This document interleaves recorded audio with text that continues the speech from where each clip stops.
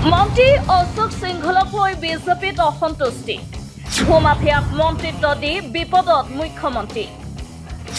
এসময়ত বিজেপিৰ পৰা বহিষ্কৃত নেতাৰ প্ৰতি মুখ্যমন্ত্ৰীৰ দৰদ কিয় মন্ত্ৰী সিংহলৰ বিৰুদ্ধে ৰাষ্ট্ৰীয় নেতৃত্বক অভিযোগ তৃণমূল কৰ্মীৰ অনাঅসমীয়াৰ দপদপনিত অতিষ্ঠ বিজেপি কৰ্মী মুখ্যমন্ত্ৰীৰ পত্নীৰ মাটি লোভে কাল হ'ব নেকি বিজেপিৰ মুখ্যমন্ত্ৰী ডক্টৰ হিমন্ত বিশ্ব শৰ্মাই শীঘ্ৰেই সালসলনি কৰিব অসম মন্ত্ৰীসভাৰ অহা 15 আগষ্টৰ আগে পিছে অসম মন্ত্ৰীসভাৰ সম্প্ৰসাৰণ আৰু সালসলনি কৰিব বুলি ইতিমধ্যে দিছপুৰৰ বাহিৰে ভিতৰে ব্যাপক চৰ্চা চলিছে পৰৱৰ্তী মন্ত্ৰীসভাত কোনে স্থান পাব অথবা কোনে মন্ত্ৰিত্ব হেৰুৱাব তাক লৈ সৰব চৰ্চা চলি থকাৰ সময়তে এনভি লাইভৰ হাতত আহি পৰিছে গুৰুত্বপূৰ্ণ খবৰ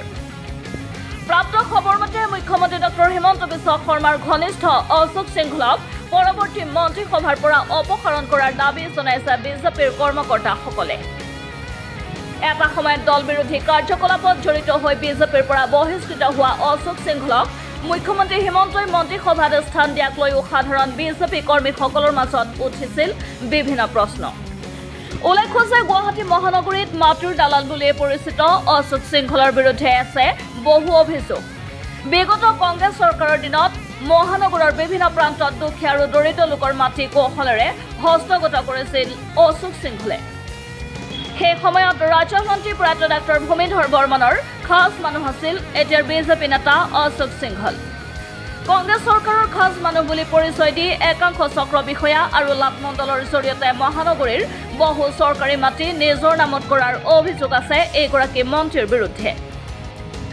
সেই সময়ত বিজেপি দলৰ বিৰুদ্ধে বহু ষড়যন্ত্ৰত লিপ্ত হৈ কংগ্ৰেছ চৰকাৰৰ খাস মানুহ হোৱা অশোক সিংহলে কেনেদৰে চৰকাৰী মাটি দখল কৰিছিল তাৰ সকলো তথ্য অৱগত আছিল সেই সময়ৰ কংগ্ৰেছী মন্ত্ৰী হিমন্ত বিশ্ব শৰ্মাৰ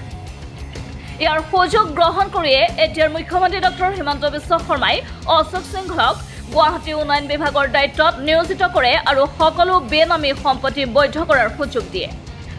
জানিব পৰা মতে বিগত কংগ্ৰেছ চৰকাৰৰ দিনত নামে আৰু বেনামে অশোক সিংহলে যিমান মাটি হস্তগত কৰিলে তাৰ সিংহভাগ এতিয়া মুখ্যমন্ত্ৰী আৰু তেওঁৰ পৰিয়ালৰ নামত হস্তান্তৰ কৰি দিয়াৰ প্ৰক্ৰিয়া চলাই আহিছে অশোক সিংহলে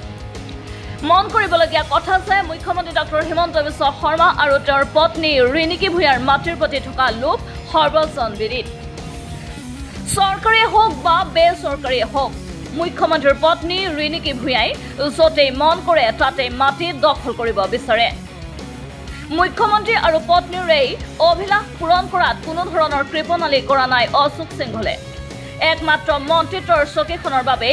এজন অনাঅসমীয়াই মহানগৰীৰ প্ৰায় সকলো চৰকাৰী ভূমি অতি কৌশলেৰে গতাই দি আহিছে মুখ্যমন্ত্ৰী আৰু তেওঁৰ পৰিয়ালক ইয়াৰ বিপৰীতে বৃহত্তৰ মহানগৰৰ জ্বলন্ত সমস্যাসমূহ সমাধানৰ ক্ষেত্ৰত বাৰুকে ব্যৰ্থ হৈছে মন্ত্ৰী অশোক সিংহল এনে অজস্ৰ অভিযোগৰ পিছত মন্ত্ৰী সিংহলৰ বিৰুদ্ধে সৰব হৈ পৰিছে বিজেপিৰ নিষ্ঠাবান কৰ্মীসকল শেহতীয়াকৈ মুখ্যমন্ত্ৰীয়ে মন্ত্ৰীসভাৰ সালসলনি কৰিব বুলি চৰ্চিত হোৱাত পুনৰ যাতে অশোক সিংহলক মন্ত্ৰীসভাত নাৰাখে তাৰ বাবে মুখ্যমন্ত্ৰীক আহ্বান জনাইছে বিজেপিৰ কৰ্মীসকলে জানিব পৰা মতে ৰাজ্যিক বিজেপিৰ একাংশ নেতা আৰু কৰ্মীয়ে অশোক সিংহলৰ বিৰুদ্ধে বিজেপিৰ ৰাষ্ট্ৰীয় নেতৃত্বৰ ওচৰতো কেতবোৰ গুৰুতৰ অভিযোগ দাখিল কৰি পুনৰবাৰ মন্ত্ৰীসভাত স্থান নিদিবলৈ আহ্বান জনাইছে news desk report NV live